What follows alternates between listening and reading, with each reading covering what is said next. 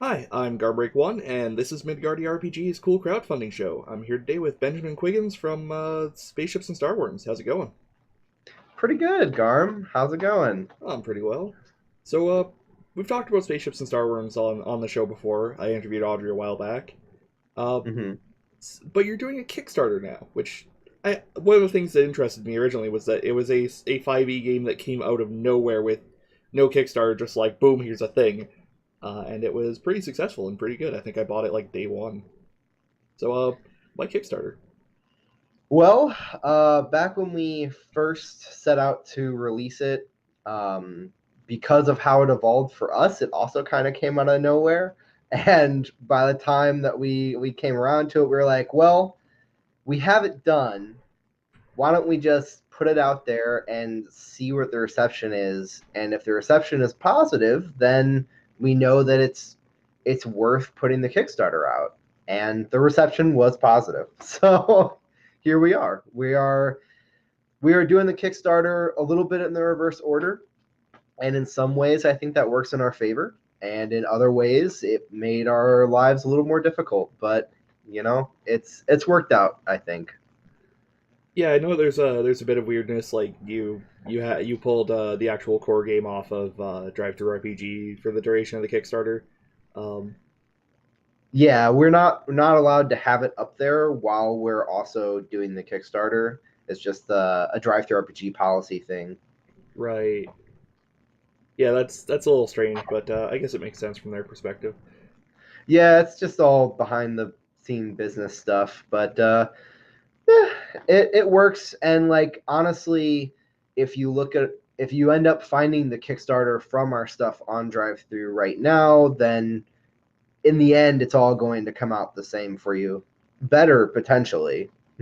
Right, because you have the free quick start rules up there and a demo module and I think a beginner's kit, which may be one of the two of the things.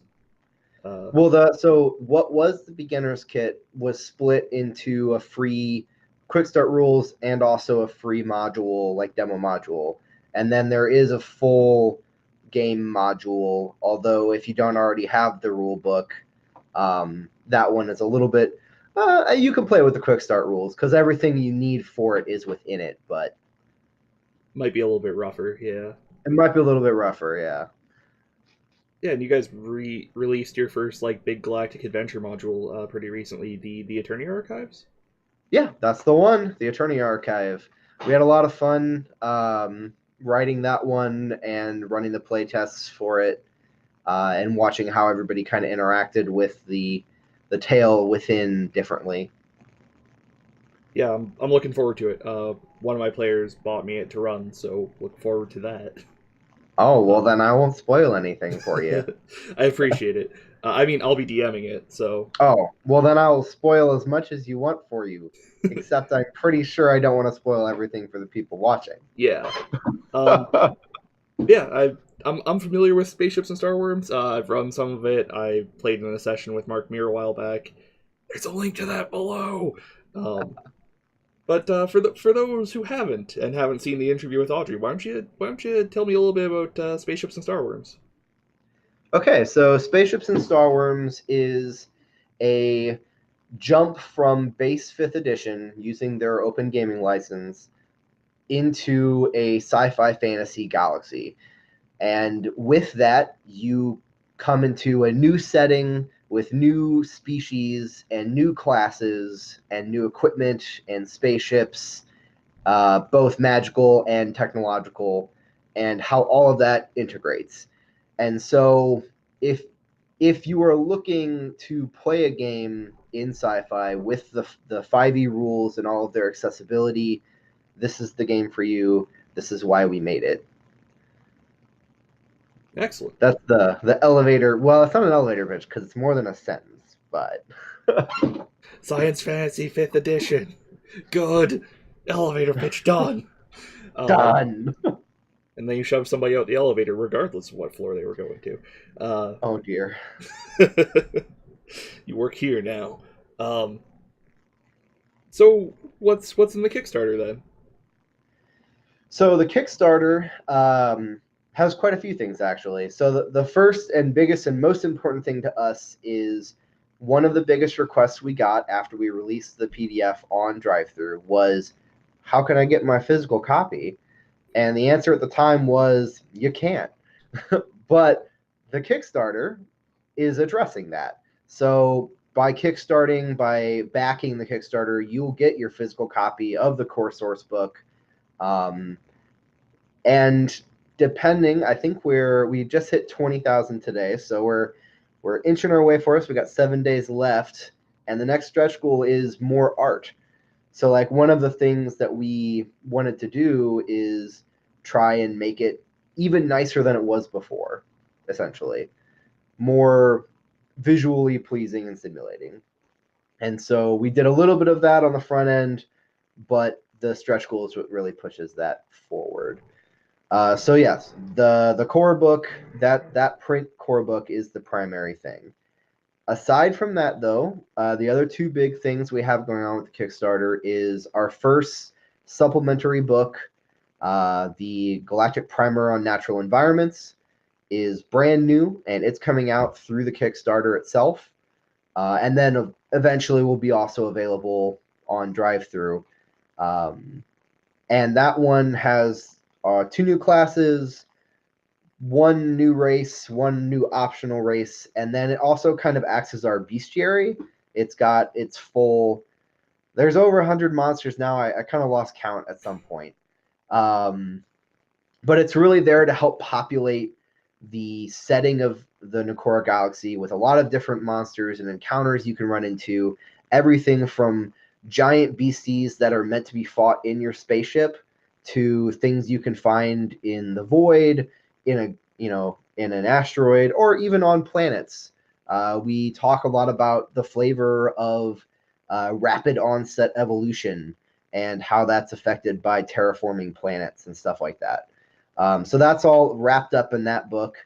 And then the other thing that you can only get through the Kickstarter is the second Galactic Adventure module that we're putting out, which is called Statues Past. That has a very big focus on the Saguarans, which are our cactus people and their homeworld. And it can only be acquired through the Kickstarter. I love the Saguarans. They're one of my favorites. They're just so weird. Yeah, Pleasantly so. they're adorable and strange. They remind me of that one Digimon from the first season.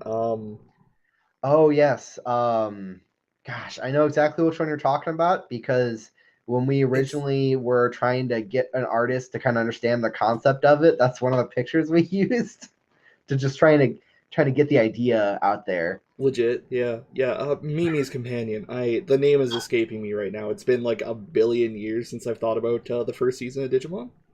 It will come to you after this is over, I'm Oh, sure. I'm sure.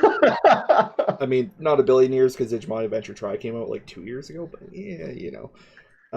Anyway, uh, so do you have any weird stretch goals? I gotta ask, because that seems to be a favorite of Kickstarters. Is bizarre, like really expensive, add a thing to the book kind of goals, or Well, so we've already added a couple of things to the book from stretch goals. You guys have hit most of, I would say, the meatier things. Like the new species came at the 9,000 point. I think it was 9,000, and then the 4 new backgrounds came at 16. I'm just showing off how much I remember about how much we put the stretch goals at.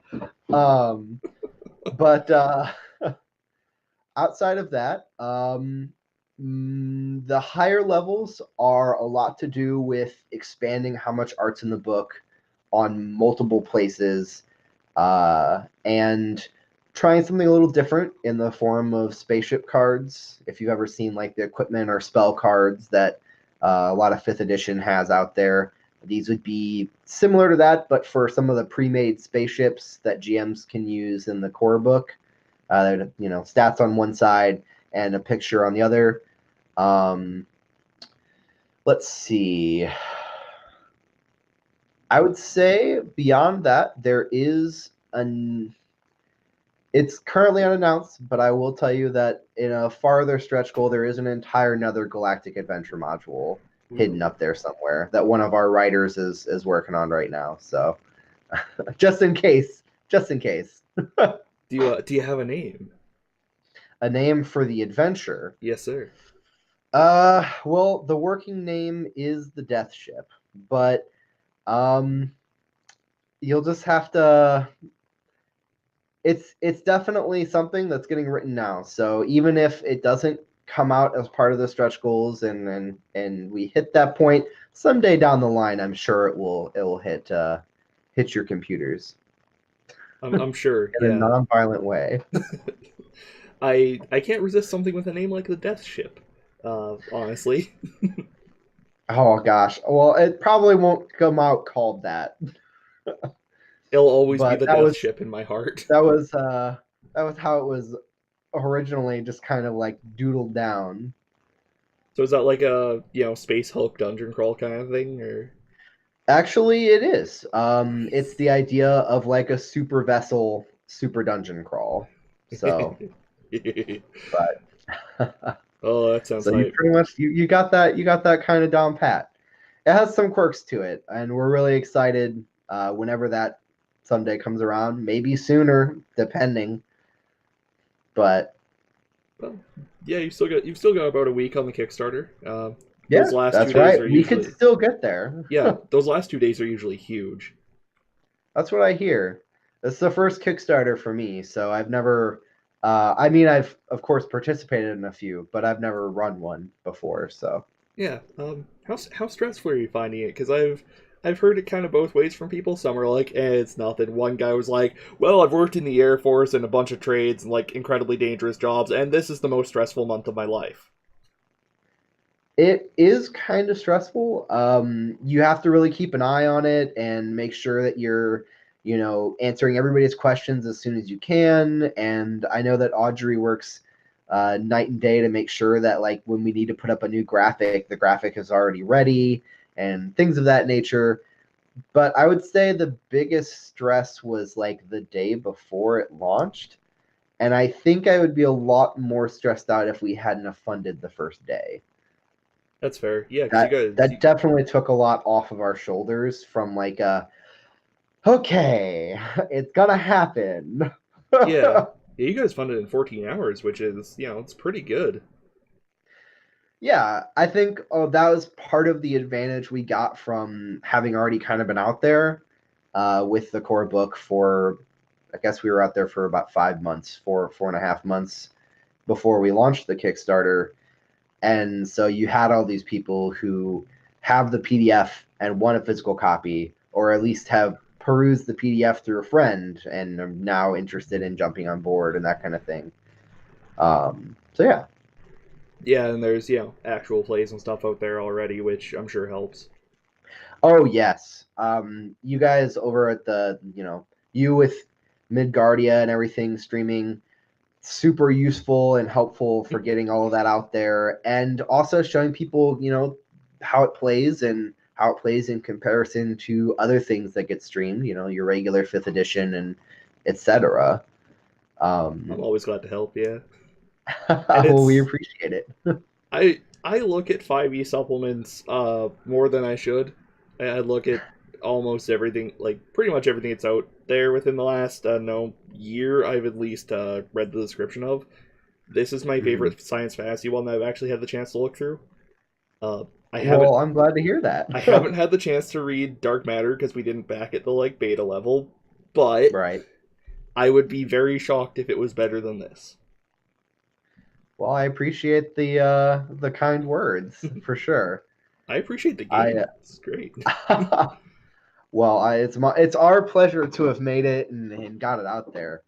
Like when we concepted it and we made it, it was to have a lot of fun at our home table. And when we decided to share it and get it out there, we had no idea exactly what we had. Yeah, and the reception seems to have been very positive. Like I haven't really looked at the Drive Through RPG reviews, but I liked it. All my players Well, like it. Uh, Also, the cover for the Galactic Primer is beautiful. Please pass my compliments on to whoever did that, because that is incredible. His name's Hansel, and I think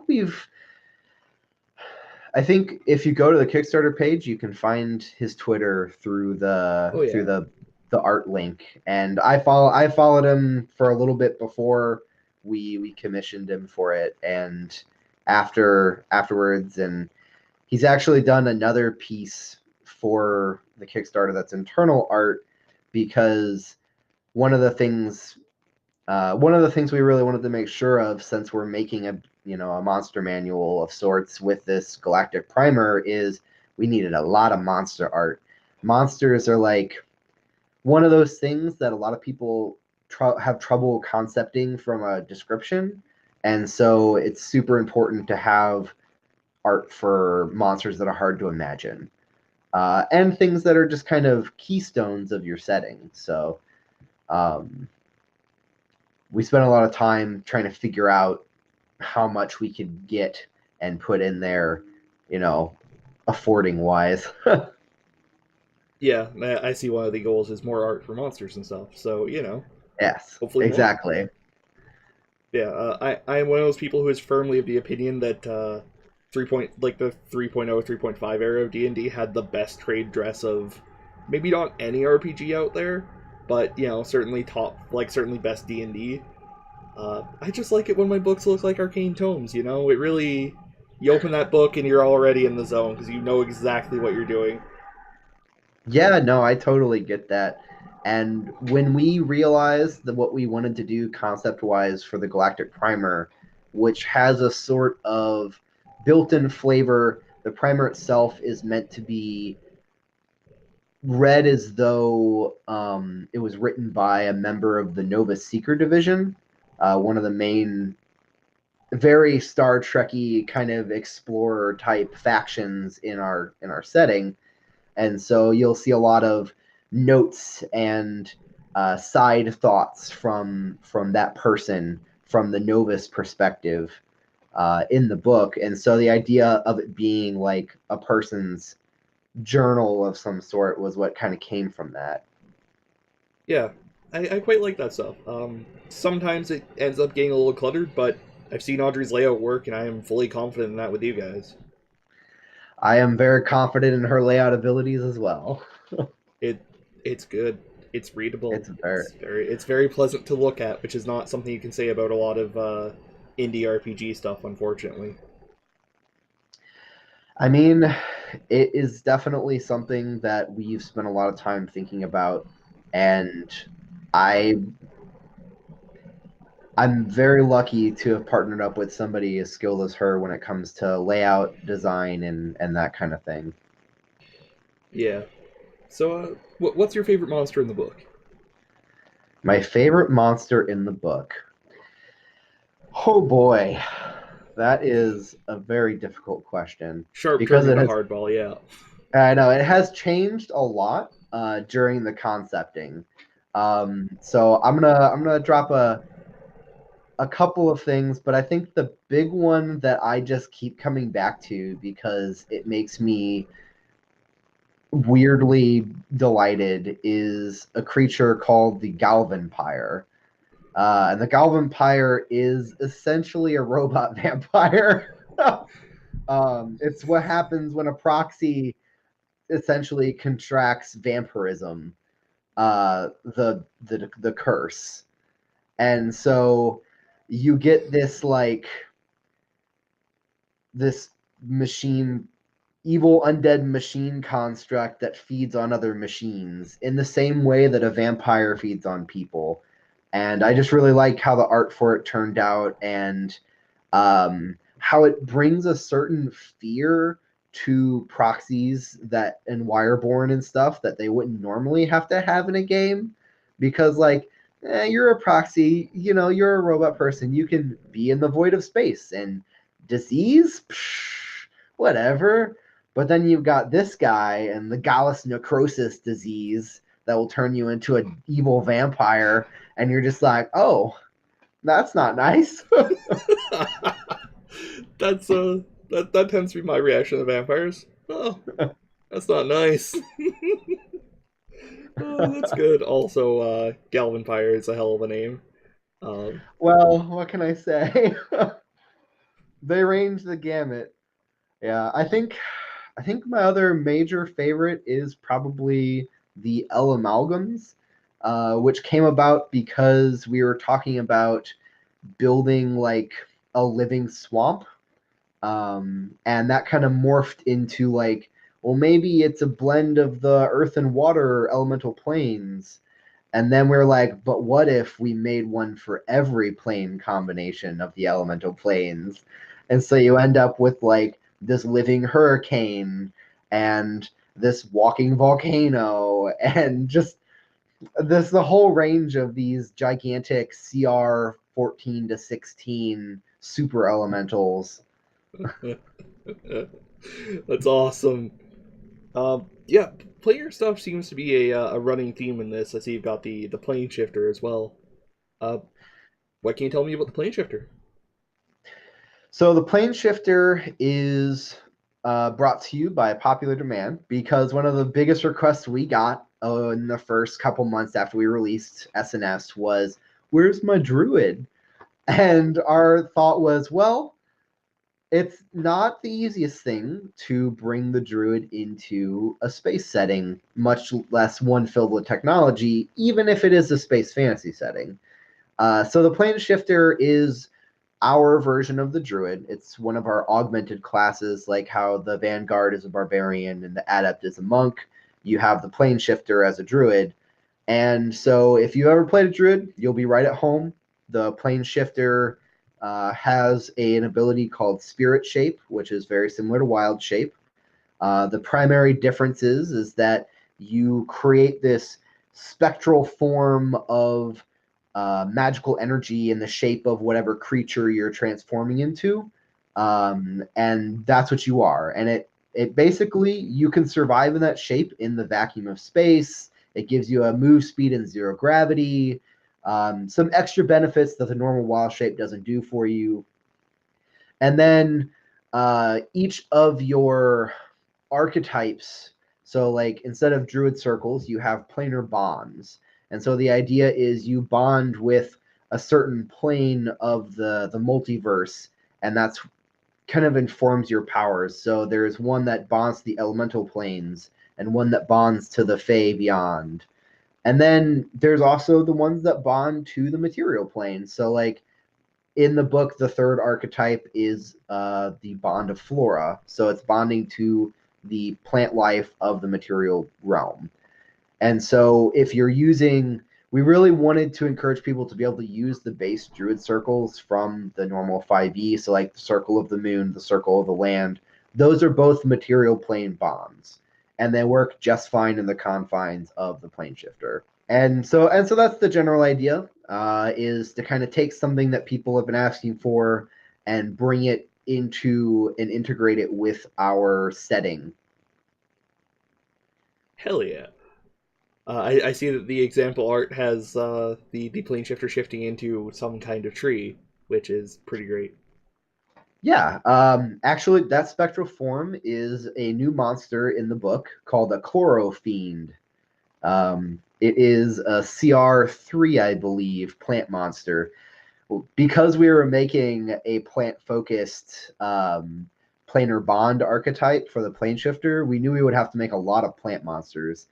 And considering we had two plant species, like, I feel like this. So Audrey is a huge into plants, and so um, that being the case, she was gung ho about coming up with a lot of different plant monsters, and so I think our book has more plant monsters than I've seen in all of the normal 5e sources that are official Nice. combined.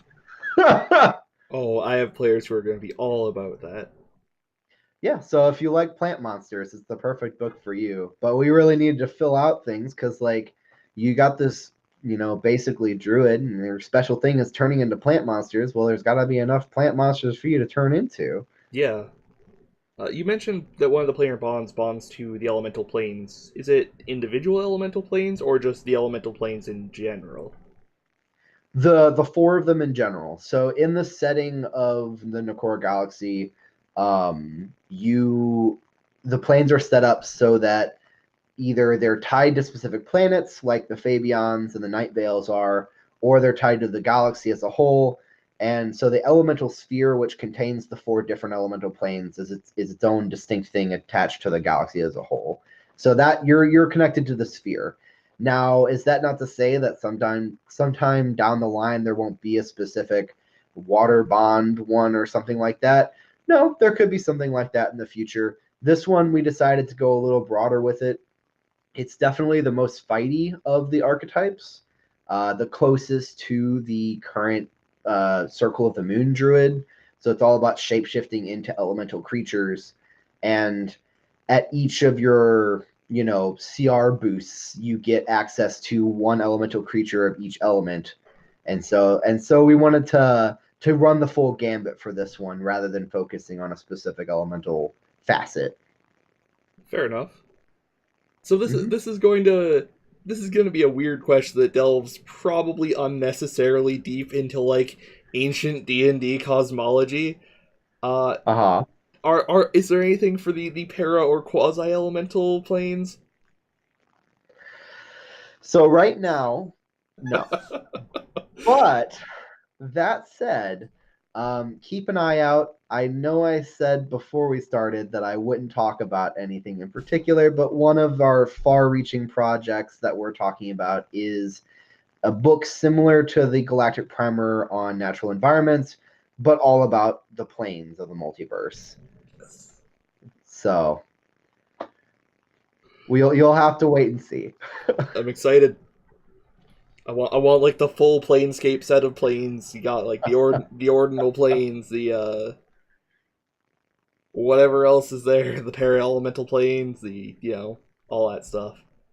Plane of salt, plane of smoke. The salt plane. Well, It's that's a my thing in 3.5. It's the intersection between water and the negative energy plane. The space right. between those is the plane of salt.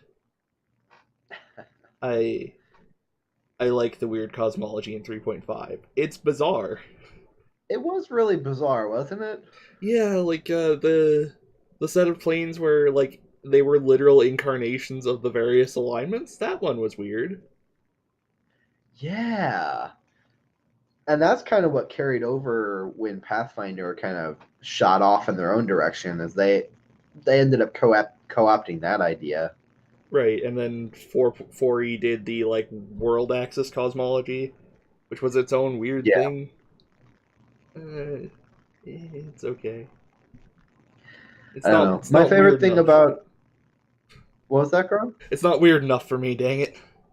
Oh, my favorite thing about our cosmology is actually has to do with the Fabeyond, where every instant of an area of concentration of life has its own Fabeyond, and they're loosely connected to each other, but mostly kind of separate versions of what they could be. And so, like, the more life and magic's on a planet, the more powerful the denizens of that Fabeyond are. And so you end up with things like the Fabeyond of Hanadar, the home world of the Hanadarians, has a really powerful Fey court with these massively strong Sid and fairy queens and stuff. And then you go, yeah, just a few systems over, and you get to this like tiny terraformed asteroid, and the Fey court there is like a tiny version of the other one with these like CR 1/2 fairy queens. And are all the fairy queens like connected? Do they talk, or are they all the same people but different versions? Or A little of both. okay, so So for them, every planet slash concentration of life is like another piece of their multiverse, of their multiple realities, if you will. okay, so I can go to the tiny asteroid, punch Queen Mab in the face, and then go to a big planet and get stabbed by Queen Mab because, you know. You should be careful. don't mess with Fae generally. Well, and that leads to one of my favorite of the Fey Planeshifters class features. I think they get it at level 6, but it's the ability to make magically binding deals as if you were a Fey. Nice. Do space stations get their own Fae Beyond, or If they have enough life there, yes. So if you have a big enough greenhouse in your space station, you might accidentally generate your own Fey Beyond. huh? That's cool. Right? That's one of my favorite things that we that the Nakor Galaxy has going for it planarly. So if you have a big enough ship traveling throughout the Yep, galaxy, you got it. huh? Yeah, actually, the hope seeds that the Saguaran nomads live in, because they have so much plant life in their ships, they often have small Fabians that travel with them. Okay. And the Fae Beyond is the kind of place that you can like see into but not physically go to. Is that? No, you can go there. Oh, It's equivalent in some ways to like the Feywild in normal 5e. You can travel there with any plane shifting ability, or you might find a portal there, jump into a fairy circle on accident. Those kind of things happen. But for the Fey themselves, it's really easy for them to cross back and forth over. It's less easy for normal people that are meant to be in the material plane to cross back and forth. right. But the size of the Fey Beyond is pretty well correlated to the size of the amount of life. So, like, your Fey Beyond for that Hope Seed flying through space wouldn't be as big as the ship, but it would still not be like its own planetary size. All right. They tend to get around that by changing the size of the people whenever they travel through. So you can't abuse the like weird entanglement stuff with the Fae Beyond to use it to like teleport between planets, right? Well, there's not currently any rules for that, but that doesn't mean that that's not something that could happen. It sounds like a terrible and dangerous idea, which means I'm all in for it. But I mean, in regular in D&D, you can potentially like plane shift to a plane, walk to a place, plane shift out of a plane in a different part of your world.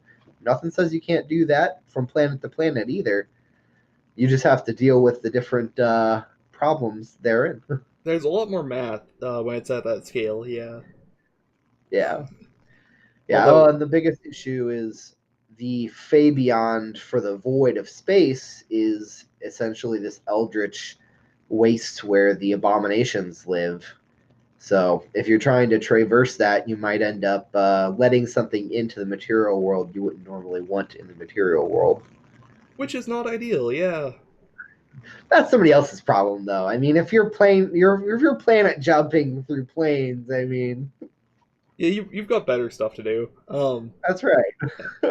So why don't you tell us about the survivalist while we're here? Oh yes. So the survivalist. So similar to how the plane shifter is a augmented class for the druid, the survivalist is an augmented class for the ranger. Um, I say that, but of the four augmented classes, itself included, in SNS at this point, it's easily the most different from its base. So there is things from the base ranger you'll recognize, and the general feel of it will feel very rangery, but there is a whole lot of new things to explore with the survivalist. One of those things is we kind of took the idea of the fifth edition warlock and how you have both a pact thing and also a pact with a extraplanar being or whatever, right? So you have two different choices you make as part of your class, Right. and they kind of come together to make your archetype. And so the survivalist is the same way. You'll pick a specialty region, which is either the core systems, the frontier, or the outer reaches, and then you'll get some minor features from that, but it also kind of informs how your bigger archetype will pan out, playstyle wise. So in the core, you have all of this.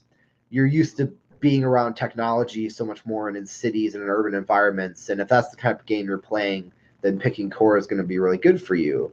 And if you pick Frontier, you're going to spend a whole lot more time traveling in a spaceship or fighting in zero G or on wild planets. And so it makes it to where you're better off in those vehicles and spaceships and utilizing them. And then in the outer reaches, you're doing all of this like nitty gritty exploration and resource management and dangerous places with no backup, that kind of feel to it. And so it's there to help bolster your ability to handle those challenges. And then you pick your archetype, which right now in the book, we include three of them, the Hellion, the Hotshot, and the Keeper. And then, of course, just like all the other augmented classes, if you want to use a classic 5e druid, you can. One of the things we play tested, for example, was doing the Gloom druid from Xanathar's, that archetype. And that works. It works just fine. Ours are built, of course, with SNS in mind and work a little better with the system is the main thing. The hot shot is all about having two guns and no cares in the world. And if you've ever wanted to dual wield shotguns or machine guns, I mean, the hot shot's there for you. They can make that happen. That's their whole point. And who hasn't wanted that, really? Right? If you've ever wanted to have the ability to shoot an enemy's bullets out of the sky with your own bullets, they also get that ability. So when does this come out? When can I play the hot shot? Well, the Kickstarter's got to be over, and then I believe we're doing digital in July is when you'll get your digital copy of the Galactic Primer, and then have at it, right? But yeah, that's the hot shot. The Hellion is all about using a bunch of different weapons all at once and like switching between them. They have an ability where each time you're dealing damage, if you used a different source to deal that damage last time, you get bonus damage. So it encourages you to keep switching up what you're attacking with. And they get a lot better at the spell casting aspect, so they get some cantrips and stuff. And that's how they kind of supplement their utility. And then the last one is the Keeper, because people love companion classes. Not everybody. They're not for everybody, but a lot of people love them. And so the idea is this is your companion class, ranger-style survivalist. And to make it really stand out from the Beastmaster and the stuff that's included in the base 5e, we kind of went a totally different direction with what kind of companion you have, right? So if you're a core specialty survivalist, your companion is an AI. And so you have this AI that kind of floats around on the cloud and lives in a computer on your person and can do all this hacking stuff for you and all these skill checks. And it's very much kind of runs in that direction. And then if you're on the Frontier, this one's a little bit closer to the Beastmaster, except you're getting a monstrosity. So you can get like a new creature called a dust worm, which is basically a tiny, well, I say tiny, but it's like 7 feet long, like a dune style worm that's about 7 feet long and can burrow through metal without disrupting the metal. Or you can get a mini mimic, and just run around with a tiny mimic companion. One of the play tests right now for the Statues Past module, our survivalist in that party has a mimic named Thorn that she has as her companion, and its base form that it likes to run around in is a tiny coffee mug. I think, in her defense, I think she spent a lot of time playing. I believe the game was called Prey. Oh yeah. But and then the last one, the Outer Reaches Keeper, you get a familiar companion. So kind of like the Pact of the Chain Warlock, you end up with like an imp, or some of the new creatures are like you can get a pseudo worm. It's like a pseudo dragon, but it's a star worm, so a pseudo worm. Just a tiny, big-headed guy floating around, That sounds pretty great. right? But yeah, so that's the survivalist. They're a lot of fun. We tried to. I know that a lot of feedback that I've gotten, and being in the homebrew community as long as I have for 5e, I've heard a lot of things about the Ranger, and I know for a while there, even Wizards was putting out a potentially brand new Ranger with a whole new range of how it worked, that people were trying and whatnot. But I think we've done a splendid job trying to get the survivalist to feel like the ranger that you know and love, but be at par with all of the rest of the classes power level wise, and just really play well. Cool. I'm excited for that. I want to play all of them, unfortunately. Um, See if my DM will let me play 3 characters. Well, Uh, you just keep taking levels in survivalist, but then you multi-class technically by taking new archetypes. I wish you could do that. Unfortunately, that is explicitly disallowed in the core. At Ah, least dang in it! yeah, I You're right. know. It sucks. It's probably my least favorite thing about 5e is that like you can't talent tree out the archetypes. But that's life. So I can't help but notice that this. I know you said that you wouldn't talk about future projects, and then kind of went back on that a little bit, but still, um, I can't help but notice that this is very much focused on the natural world parts of the spaceships and Starworm setting of the Nakora galaxy. And you mentioned a possible planar focused source book in the future. Will there be one focused on the technology of Nakora at some point, like the AI, the weapons, the will you let me play as the ship? Is what I'm really getting at here. The short answer is yes. There is such a thing in the works down It, the line. I make no promises, but I can confirm that that is something that we have pitched internally. I am very glad. I like robots. I like AI. I want to play the ship. I'll make no promises about being able to play as a ship, or anything of that matter, but I can tell you that we're not going to leave the technology in the dust here. Uh, we just And even in the galactic primer for natural environments, we do have new equipment and um, a whole slew of new technology to play with. It just all has a focus on this technology will help you survive in natural environments. Right. So this is largely Yeah. the frontier slash outer worlds kind of book, and then Oh, you definitely. have the planar, and then the probably a more core worlds focused book. Format like a travel guide, that would be hype. Actually, the tech one. No, maybe not I can't take any advice. that. Sorry. Right. Yes, I'm only supposed to say things like that in the homebrew channel. My bad. That's Um, right. which you guys never look at because that would be bad. Uh, Well, I have it blocked, so uh, but yeah, looking forward to that. I will not spew any further ideas on the matter. Um, Send me playtest things in like 2 years when this comes about. So well, I mean, that's definitely something we've been looking at for future releases. Is if you're a part of our Discord community, the potential to be pulled in as a playtester for things is there.